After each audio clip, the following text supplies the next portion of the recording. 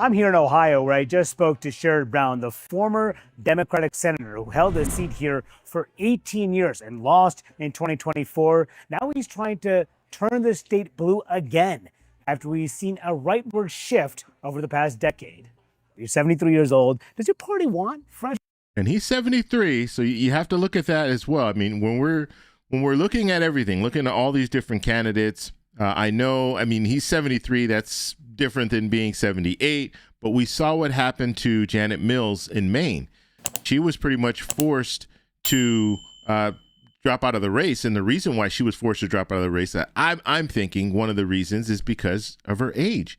She was 78, and a lot of people, constituents in Maine, they were looking at her situation, and I'm pretty sure that had something to do with it. Now, Plattner, the person who was running against her in the primary, he's a solid candidate, and that had a lot to do with it as well. But I think her age didn't help. And so Sherrod Brown, 73, I think voters are starting to really look at age, and they started back during President Biden's administration, and now they're looking at it with President Trump. And now they're looking at some of these different politicians that have been in office for a very, very long time.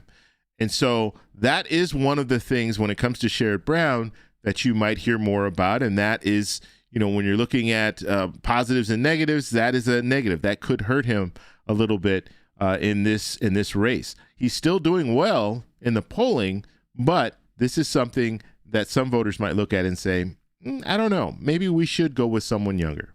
Blood post Joe Biden? Well, I travel this state. People want somebody that'll fight back. They want somebody that's willing to call out John Husted. Brown is betting that backlash over Trump's agenda and his economic policies in particular will be enough for him to win the Senate seat and flip the Senate blue. So I've won federal elections in state almost every It's time. shifted more, right? Well, that's your analysis. You don't think so? Say which one. I don't know if I think so. What I know is what I hear around this state, and people want someone that will fight for them. Now, Brown is up against Republican John Husted, who was appointed to the seat vacated by Vice President J.D. Vance. And Brown is throwing everything against Husted, including trying to tie him to Jeffrey Epstein's associates. Of all 535 members of Congress, who's taken the most money from associates of Jeffrey Epstein?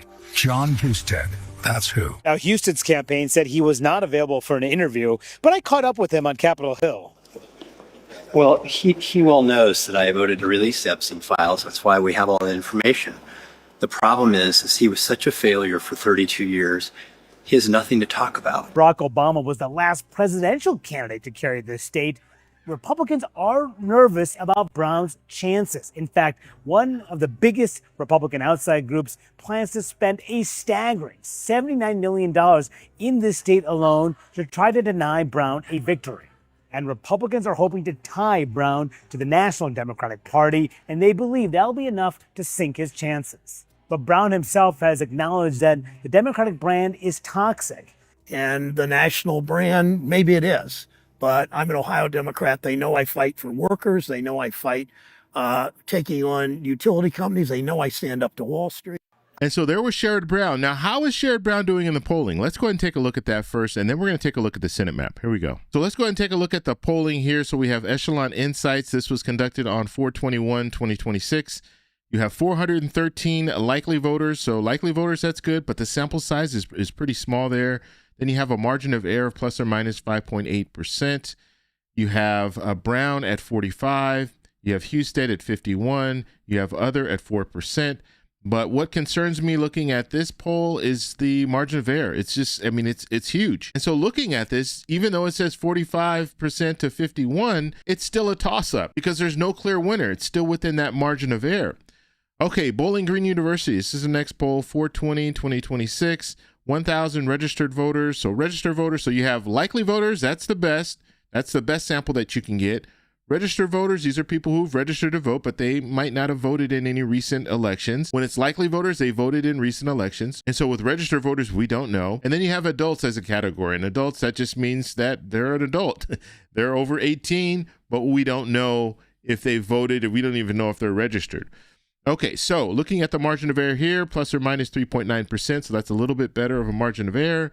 You have Brown at 47%. You have Husted at 50%. You have other at 3%.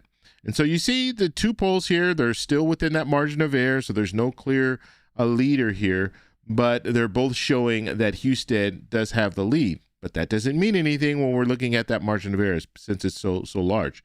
Quantus Insights, this was conducted on 3/16/2026, 809 likely voters, plus or minus 3.8%, Brown at 44%, Husted at 46%, other at 10%. And then we'll do one more here. We have EMC Research. This was conducted on 3/10/2026.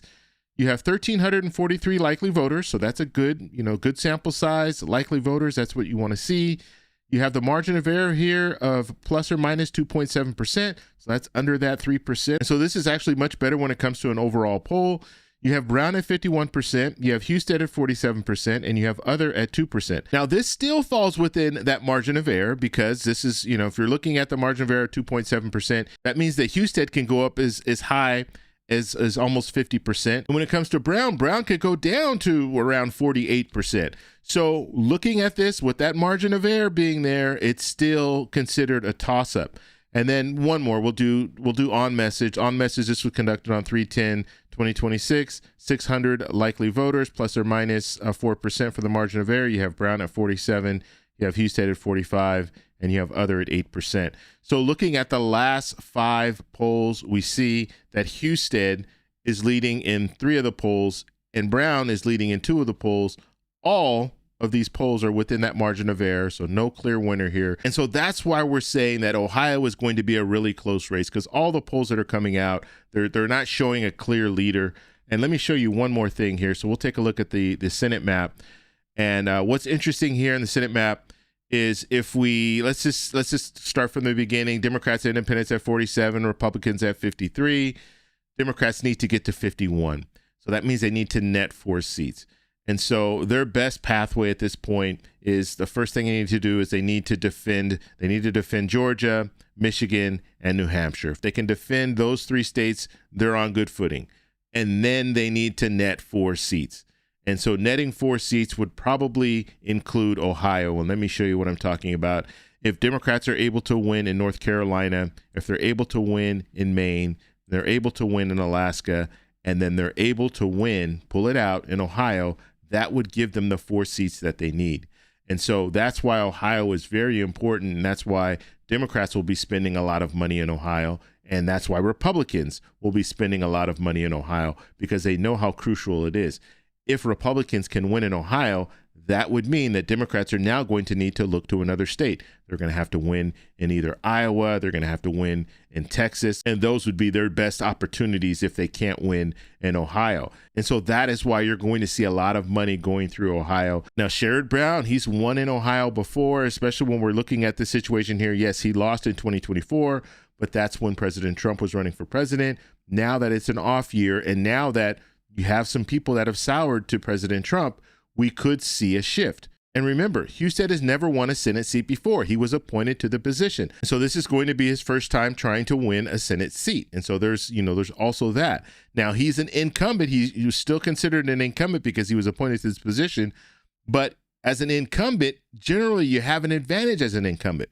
But right now, looking at the polling, we don't really see a clear advantage that he has. And there's one more thing that I want to show you here. So the prediction market is now showing Sherrod Brown ahead. So Sherrod Brown at 56%, and then Husted at 45%.